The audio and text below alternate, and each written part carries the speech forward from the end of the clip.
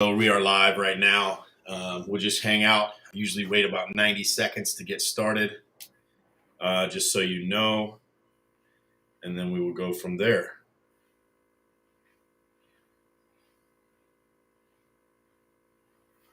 See if I can get any more sound out of you. Hear me okay? We're going to get going in about a minute. I appreciate you guys coming in. Thank you all for being here.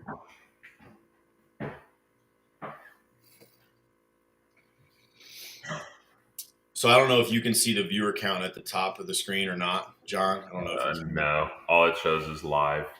Cool. So we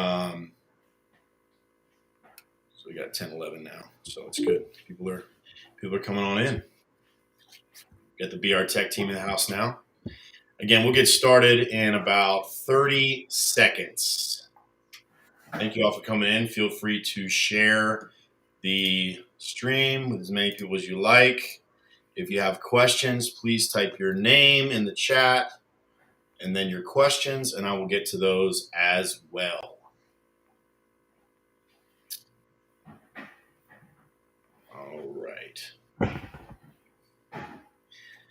All right, guys, we are live. Thank you for joining us. We do this every Wednesday night at 9:30 Eastern. I'm here with John Lampros. He's the CEO and founder of 2-5 Baseball out in California. John, thanks for being here. Thanks for having me. Yeah, man, I'm super excited to catch up with you. We met quite some time ago at an ABCA. I remember you were rolling around the floor with your backpack on and talking to as many people as you possibly could. Talk to me a little bit about, your playing career and then what you were doing before you started doing hitting instruction out in California. Yeah, so I've pretty much been off and on with instruction really since like my junior year of high school. There was a facility in town where I grew up that I ended up just kind of working with some like 5-6-year-old guys on the side. High school, I was a decent player, nothing spectacular, 300 hitter. Had one scholarship offer out of high school. Was a school halfway across the country that had never seen me play, so I decided to go be a walk-on at a 4-year here locally. In hindsight, which was probably a 20-minute conversation in itself, like the JUCO route probably would have been the best bet for me. I spent 3 years at Fresno Pacific. At the time, we were NAIA. They're now a D2 university here in Fresno. I had a career 130 batting average, was a stellar player, spent a lot of time in the training room, the end of the bench. I was reading your book the other day, and holding down the bench was completely accurate to my college playing career. 2010 was my last year of playing. 2011 was my first year of kind of getting into high school coaching. I was a JV coach. Had one lesson guy that I started with that year off of a Craigslist ad. That guy ended up going on to be a Division I athlete. Started with him in 7th grade, hit with him all the way up through high school. Awesome. Ended up being, That's awesome.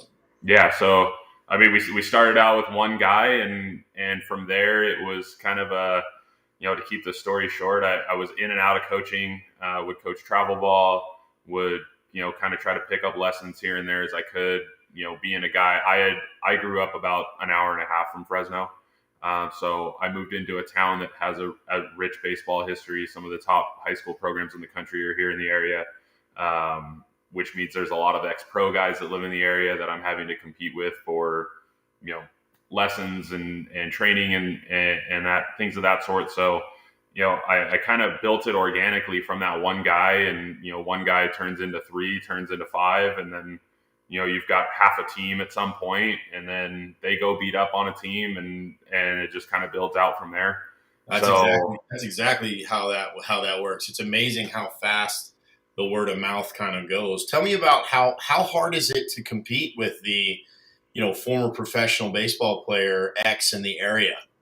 At the beginning, I used to really struggle with it mentally, just because I felt like one of the classes I took in college was sports psychology, and one of the focuses in the class was coaches coach the way they were coached, and I took that kind of as, okay, I'm coaching the same stuff that I was coached, and I was a terrible player. These guys are coaching the same things that they were coached, and they were great players, so they're automatically a better coach than me. And so I really took it. It was hard at the beginning, building it up, having to explain that I am a little different. I don't have the playing background, but here's what I'm going to give you as far as the effort and the attention to detail and things like that.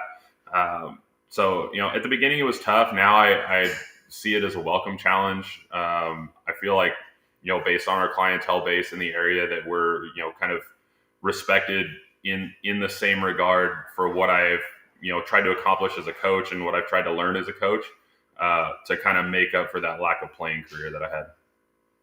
No, that's great. So what have you done as a coach? People talk a lot about growth mindset, right? You hear that all the time on Twitter. I'm a lifelong learner, this, that, and the other, right? What have you done to kind of put your money where your mouth is and actually better yourself as a coach, since obviously we both, as you know, didn't have the playing careers that some other people did? Yeah. So, one of the things that I've tried to do is, and this is something that, some pro guys that I had been around that were good mentors to me kind of instilled in me early on, is really try to take something, whether it's good or bad or indifferent, from every coach that you interact with, every coach that, you come across, every coach that I've done a camp with. I try to take something from them, whether I think they're a great coach or whether I think they're a money grabbing, terrible instructor. Like, doesn't matter. Like, I'm trying to figure out, why are people gravitating towards that coach, and how can I take something and kind of mold it into making me a better coach? The first year I went to ABCA was Anaheim. I think it was 2015, 16, something like that. I was on my last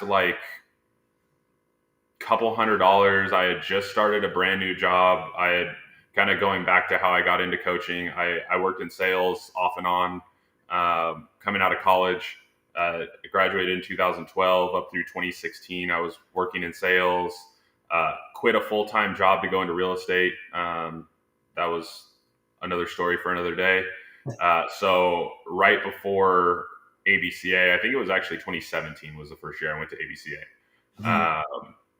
I had literally gotten a job 2 weeks before ABCA, and I was down to my last couple $100, but went to ABCA anyway. And it was, a great experience. Obviously, getting to walk through the hotel lobby and see UCLA's coach and USC's coach sitting there chopping it up at the bar, just being able to kind of immerse myself in different, getting out of my bubble of Fresno and the area that I live in, and getting to see how other guys do things, getting to see everything that was out there, trying to leave no stone unturned. I mean, I started with Diamond Kinetics when they were very early on, and kind of tried to build it up from there, and just tried to find something that I could take what I was learning and quantify whether it was making guys better.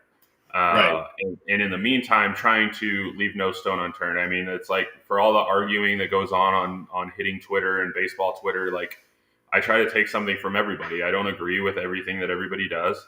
Some guys lack a little bit of tact that, they should have, but it is what it is, and to each their own. But I try to take a little bit of everything that I hear and say, okay, do I have a player that could help? Because at the end of the day, it's not about me. It's about trying to make the players better. And that's really what I've instilled in my business as a whole. Is it grew off of trying to make players successful. I called it a paid hobby. I still kind of call it a paid hobby. It just so happens to be my only career at this point. But for me, I do it because I love to see the players succeed. I take it as hard as they do when they fail. So it's really just trying to make sure that I'm giving every day what I can give to my players, and everything that I can give to my players. Sure. So what are some of the classes you've taken, or speakers you've listened to, or certifications you have that allow you to identify weaknesses and eradicate them as fast as possible? So I started with I've done the Rebels Rack certification. which has been huge for us. We do Rebels racks with every single player that comes in our facility, even our pro guys. And when we tell the kids that the pro guys are doing it, they kind of look at me sideways like, hey, like, is this for real? And I'm like, yeah, it's for real, dude. Like, everybody does it.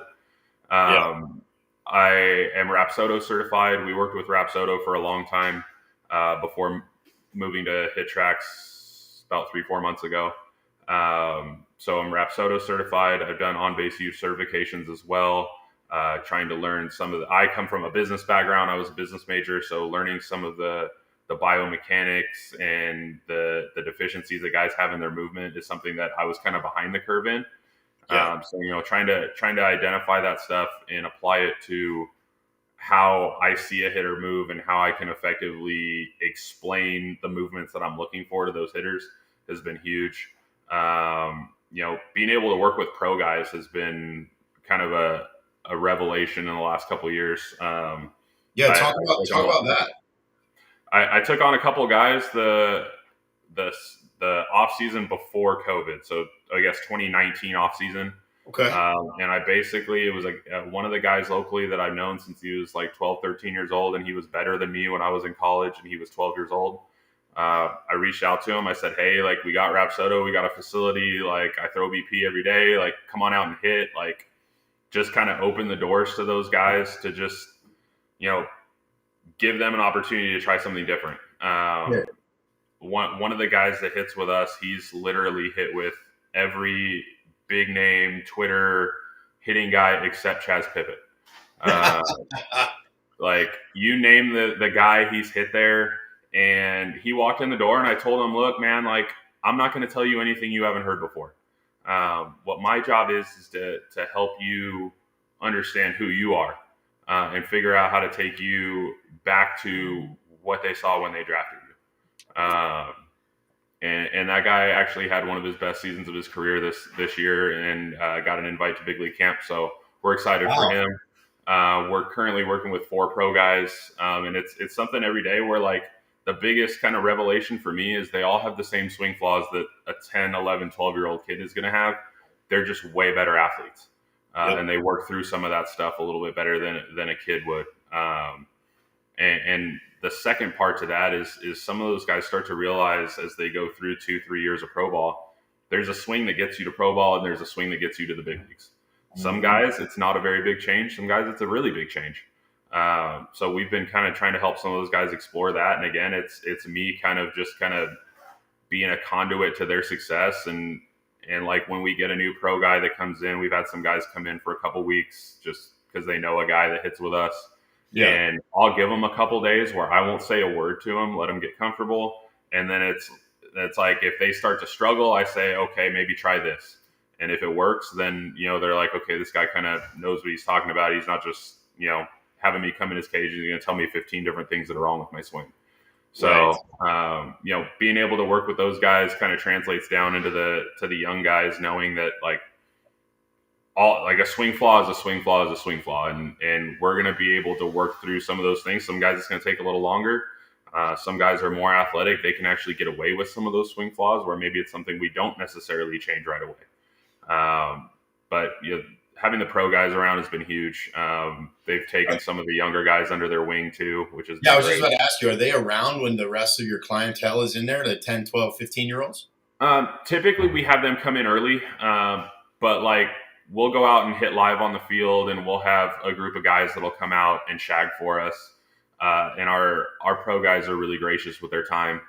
They all kind of do lessons independently as well in the off season, and we kind of have tried to help them with some of the stuff that they're doing with their guys. Sure. But we've got a couple guys in particular that come out to shag like every single time. We got one guy that traveled to a couple different locations to see one of the guys play this season. That's awesome. And they're texting back and forth during the season, kind of the mentorship stuff, which is huge for those guys. We have another high school guy that came out to hit BP with those guys because I was talking about how hard he hit the ball in the cage, and they're like, all right, we want to see this guy. If he hits the ball like that, he can hit with us, and we're happy to have him. And he came out and put on a show, and those guys were all about it. So they like our group has been great. I know there's guys that give a lot of time. There's guys that don't give a ton of time, but our group's been great. They're all kind of like more of the blue collar type ball players. Some of them are 5th-year senior drafts. Like they're guys that understand the grind and understand where they've come from and where they're going and like how to help those guys behind them. So it's been great. How have you helped build that culture within your business to where these pro athletes will realize that there's a lot of value in giving back to the 10-year-old or the 12-year-old, or they realize that they're the role models that, you and I know that they are, that they may not recognize day to day if they're on the young side? I think one of the biggest things that we did this last year, and we're gonna do it a little differently this year, but was having our actual home run counter and including everybody. The pro guys, the 9-year-olds, the high school guys, the softball players, everybody was included in that tally, and it was 150 homers or die this year, and we did it 3 months early. That's awesome. I gave them through September. They did it in the middle of July. We ended up close to 200 as a group, and it where I really started to see the culture change was like we're getting up to 125, 130. The pro guys are starting to text me and DM me like, I wonder who it's going to be. Is it going to be one of the kids? Is it going to be one of us? Or like, who's got money on who? Like, and they were like super invested in it. And that's when I'm like, okay, we've got something here. Sure. Where it's like, you've got the negativity on the outside that's like, oh, you guys care about his home runs and this, that, and the other. But like, we had 43, I think, different hitters hit home runs this year. That's awesome. Which, I mean, 2 years ago, I didn't have 43 hitters.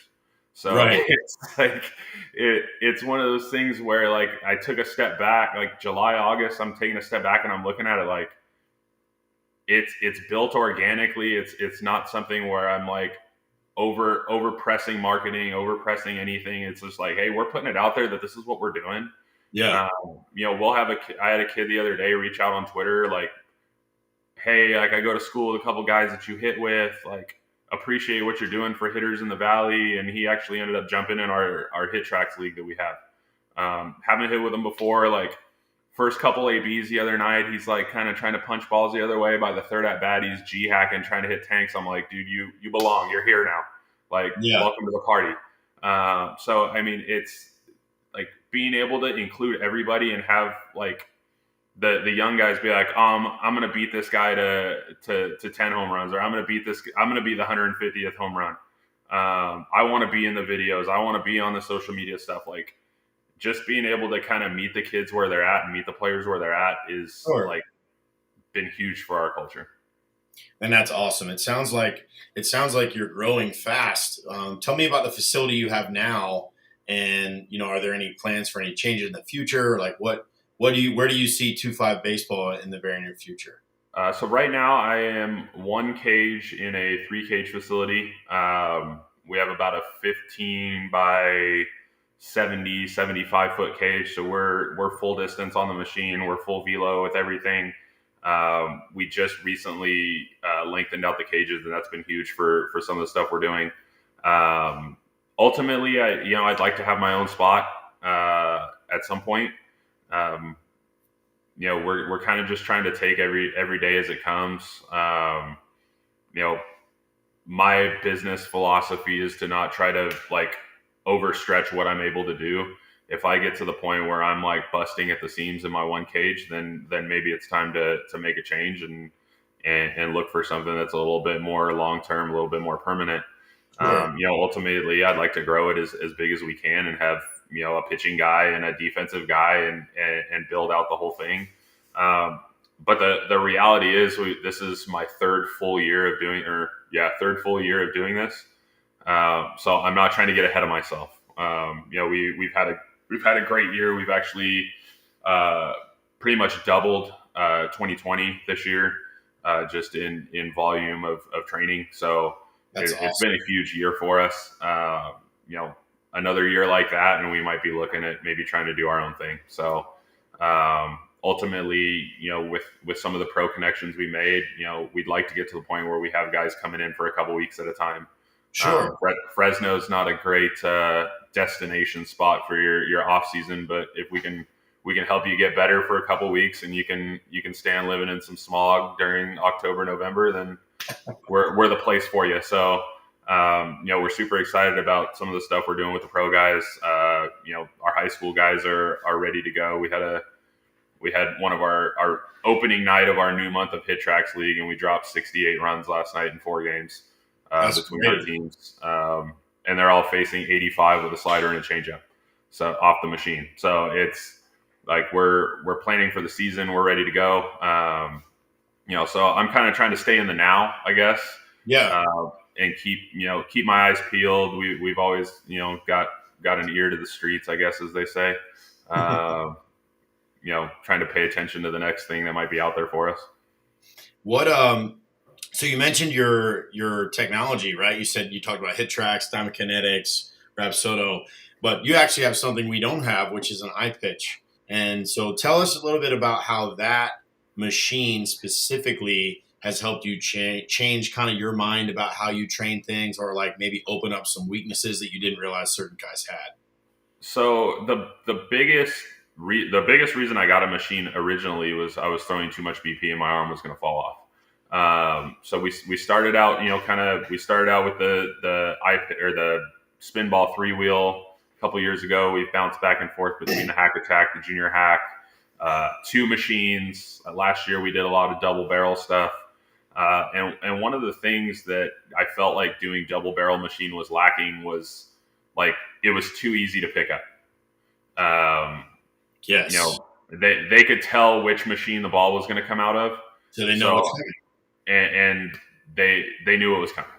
So, we saw some success doing the double barrels. But I got to the point where I was like, what's the next big piece that we can kind of invest in for our guys that is going to make a difference? And my opinion is, after we've, kind of gone through some of the movement stuff, like typically when we go through an assessment, which we can get into later, I tell the parents like 4 to 6 weeks is kind of my time frame for me. Like we're talking like a 12 to 14, 15-year-old hitter, like 4 to 6 weeks is my get the swing right time, get the movements right time.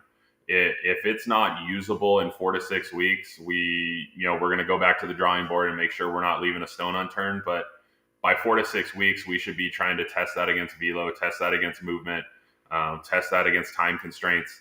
And really, make sure that those movements that we're changing are sticking. And one of the ways that we've always done that is the machine. Being able, up until 3 months ago, we were at short distance, so it was a lot of reaction time work. We did a lot of, 55, 60 miles an hour from 35, 40 feet. And it worked. The kids kind of understood. Like there were some guys that really had to grind it out and wanted to fight me in the cage at some point because I was just destroying them with velo, and then they'd go out and they'd face a 78 mile an hour poo chucker and go 6 for 8 on the weekend, and they're like, oh, okay, now I understand why I'm training like this. So I felt like the next big piece for us was, let's get a machine where they all come out of the same spot and you've got to try to figure it out. And there are some disadvantages to it. I mean, the kids can tell when the machine is changing. We try to crank the music up on them at times when we're doing it to where they can't hear the machine change. But if you're looking at it, you can kind of see it move. That's why we always try to roll with like 3 pitches instead of 2, because then it's moving, but you don't know what it's moving to. So, I mean, I guess that would be the one disadvantage, is it's still not 100% like you don't know what's coming. But when we've got a 2,500 spin rate, 88 mile an hour fastball coming at you, and then some sort of a banger of a breaking ball, like you're going to have to make adjustments on the fly. So that's where we've really tried to focus our off-season training on. Is a lot of our guys have been with us a long time, so the movements are pretty good. We post a lot of our swing videos. I did a thread the other day where I just got tired of seeing people argue on Twitter, so I just posted like 40 hitting videos or whatever it was, and it's I enjoyed that. Most of our guys move pretty well. So then it's okay, how can I best prepare you for the season? And it's really been eye-opening with the pro guys. those guys walked in on day one, and I threw them the same machine program pitcher that I throw the high school guys, and they got dominated, and it was great. Um, then 3-4 days they start to pick it up, and they're telling me like, hey, like this fastball is true, like this is what we see. Yeah. So like that for me gives it validity for the high school guys, that if I'm pumping 88, 90, 92 at them every time they come in, they're going to go out to the field and face that 85 to 87 average high school guy, and they're going to dominate. Yes. And that's what we're looking for. Is we're looking for like our goal. We haven't. I guess we can roll it out now since we're on a live deal here. But we're going to skip the home run number next year, and we're going to go for 2,000 extra base hits. Wow, that's cool. We're gonna like the home run thing. Like everybody does the home run thing. It's great. It's whatever. But we can kind of go to extra base hits this year. And now it's not, oh, you're just teaching guys to hit home runs. Well, I'll take a double down the line that 2 hops to third base, past the third baseman. It's a double. It's an extra base hit. We need 2,000 of them. They're all going to be pretty. So like that's going to be our goal this year. And the kids are excited about it. We've talked to a few of them about it. There was a team we worked with last year that they had 20 in a weekend.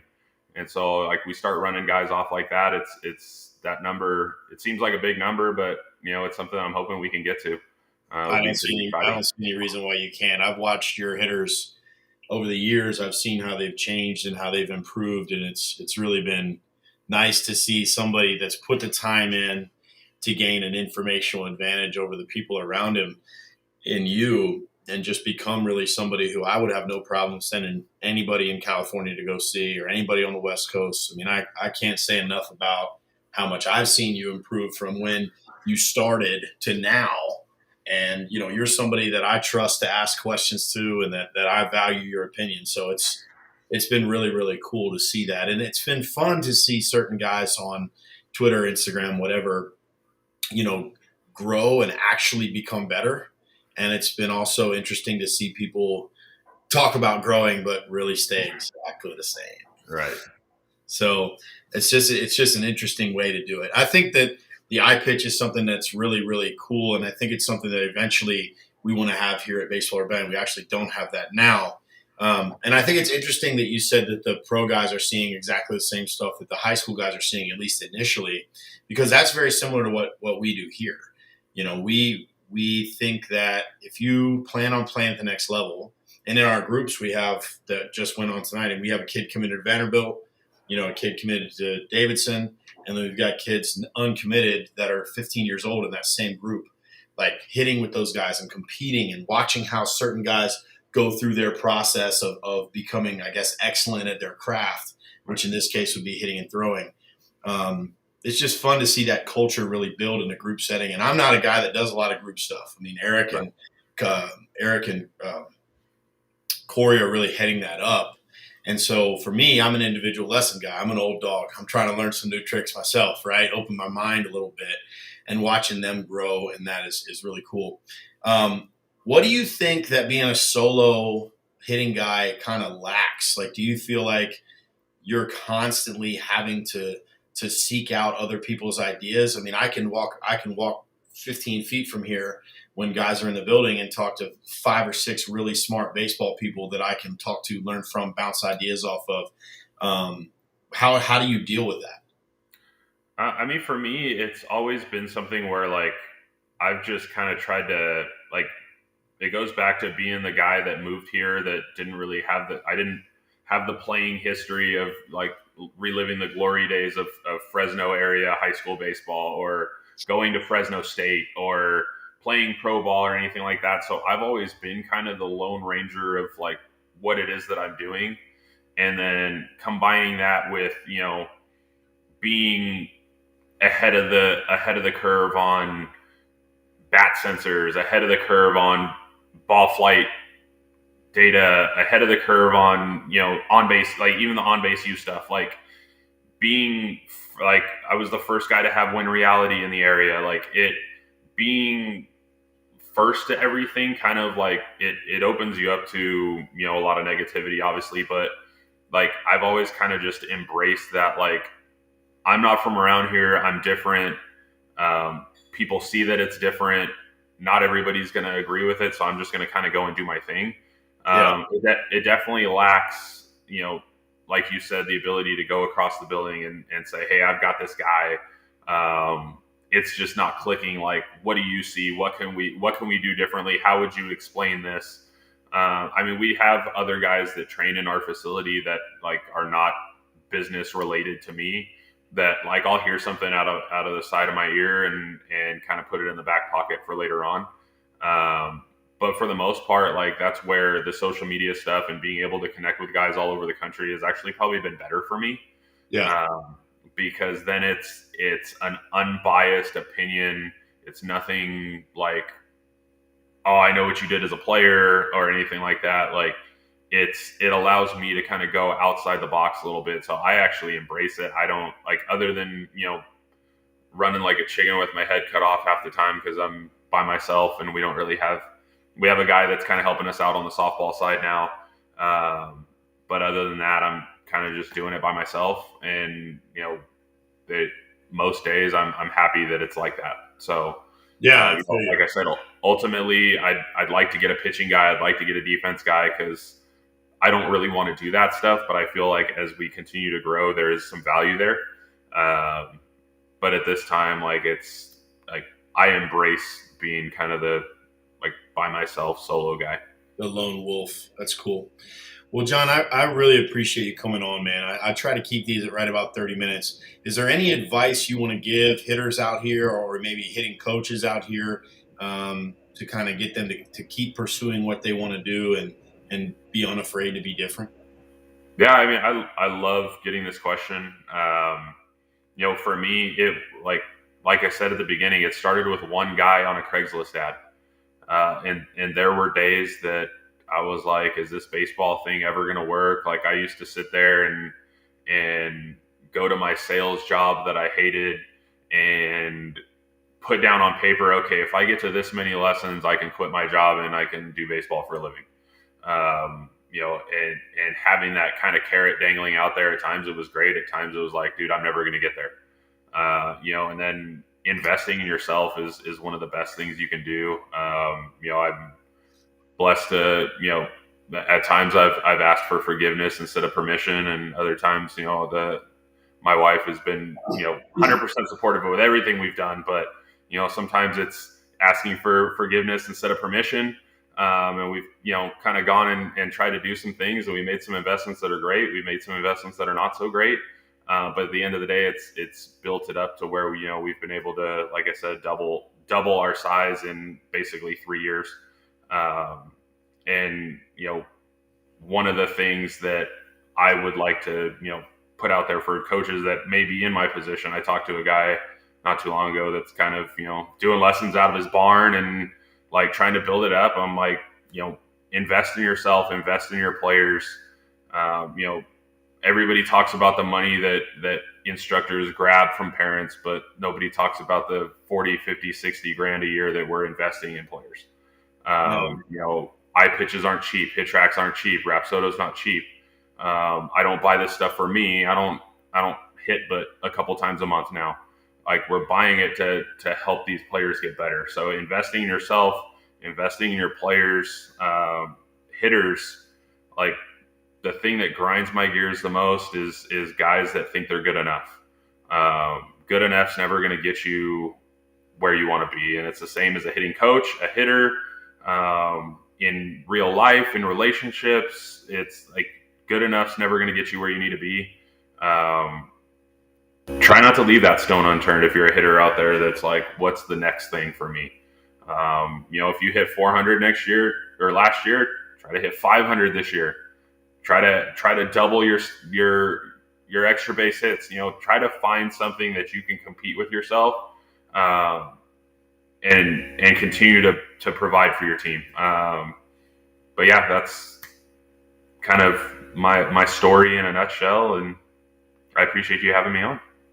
Yeah, it's definitely you're 100% right there. I mean, put the money towards your business, put the money towards your players, put the money towards you growing your own knowledge base, and that will definitely get returned. I just think it's super, super important that people really understand how much time and effort people put into it. I mean, I'm on the East Coast, right? I mean, it's 10 o'clock at night right now. I got to work at 9:30. So just for me, I've done over 41 hours of work this week, and it's Wednesday. So, there's a part of being a baseball, softball instructor. At 10 a.m. when the kids are in school, if you do this full time, you're working on hitting and throwing. So just know that if your instructor is truly dedicated and they're truly full time, like John is, and like we are here at BR, there's a lot of time and sweat and energy and that goes into your kids. I read a quote the other day: "A coach is somebody who loses sleep over other people's kids," and it's 100% true. I mean, I know you worry about them, I worry about them. We deal with so much more than just did I get a hit or not, and so. It's great to have like-minded people on here. John, thanks so much for joining us. Once again, 25baseball.com. Check it out, John Lampros. And if anybody's on the West Coast looking for somebody to talk hitting with, hit him up into his DMs because he's an awesome guy and he will give you all the time that you possibly need. Thanks again. Appreciate it.